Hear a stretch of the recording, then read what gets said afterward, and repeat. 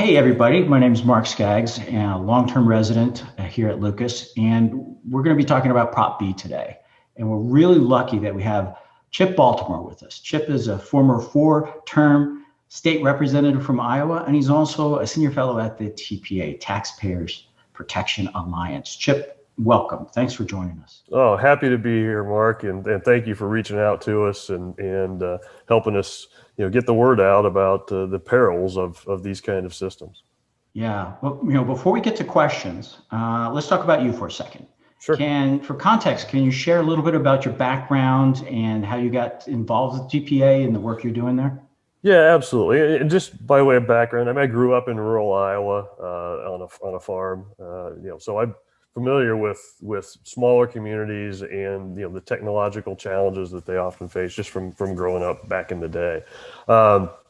Went on to postgraduate work in terms of a finance and economics degree. In undergrad, went to law school, practiced law for a number of years. And as you mentioned, I did serve for 8 years as a state representative in the Iowa House of Representatives. And really in that mode is when I first became truly involved in trying to figure out what our governments spend their money on. I was obviously responsible for a state budget, partially responsible for a state budget as a state legislator. But I know up here in Iowa and many places around the country, we see so much emphasis on property taxes. The property tax burdens are becoming more and more onerous for small businesses, for people on fixed incomes, for low-income people who, even though they may be renting, the property taxes are still passed on to them in the forms of rent. So we see this all the time, and we see oftentimes is smaller communities, smaller cities particularly, simply try to do too much.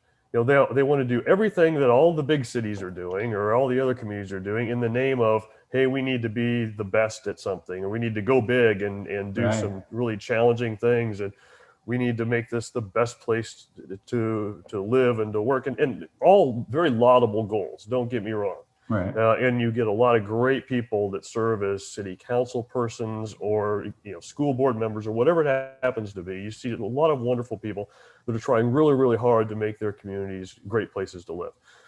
But with all of the programs and all the things that they try to do, they have to pay for it somehow, and that usually is paid for in the form of property taxes.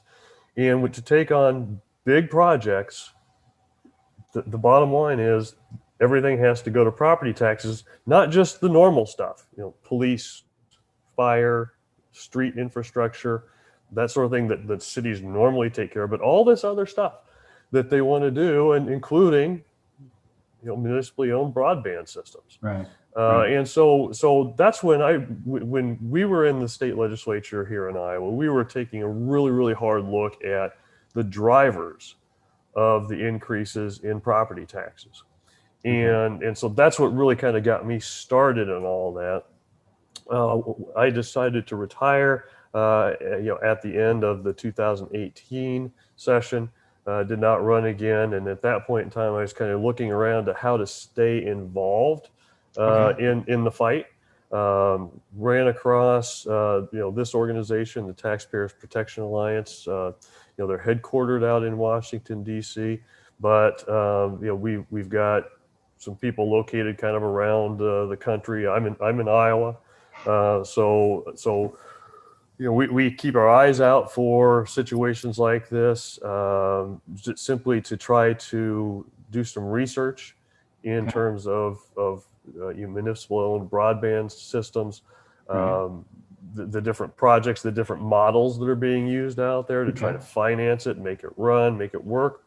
And then we try to turn around and educate people, because one of the biggest challenges that we've seen in this is that the proponents of these systems are all rainbows and unicorns. It's all they want to. It's all they can see are the good things, mainly because the consultants that are putting together these studies and these surveys and these projections, they've got a vested stake in the game.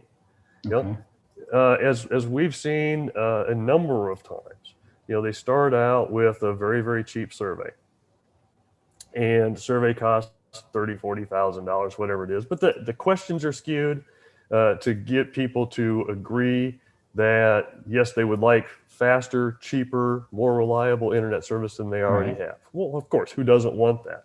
Right. What the questions don't ask is that they don't ask is, is how fast is fast enough, and how fast are you willing to pay for, and then finally, how much are you willing to pay for that? Right. And that is the ultimate driver. So anyway, I kind of digressed a little bit there, but I was fortunate to get connected with the Taxpayers Protection Alliance, and this is kind of one of many things that they look at. They look at taxpayer waste, taxpayer abuse, throughout governments, federal governments, state governments, local governments, all sorts of things. And this is just one area of that, and I happen to have a little bit of background in it because I was serving in the House here in Iowa, so we were fortunate to make the connection there. And well, I'm glad we got a chance to talk with you, because you've looked into a little bit of what's happening in Lucas. We've got 2 years ago, groups of citizens were unhappy with their internet service, and they came to the city. The city didn't have a plan to solve it. It was new.